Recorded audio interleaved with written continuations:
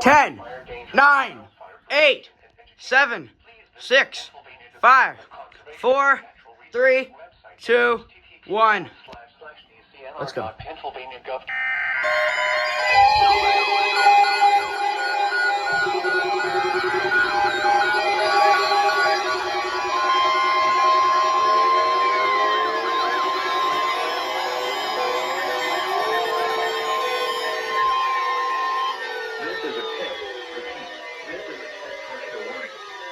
There is no severe weather occurring at this time.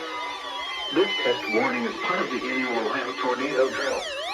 If this was an actual severe weather event, you would be given information about the hazard.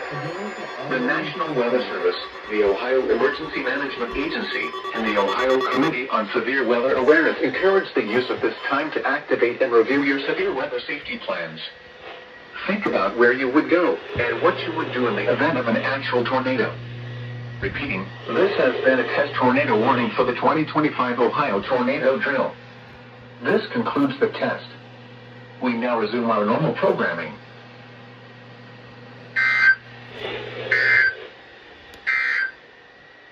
A special weather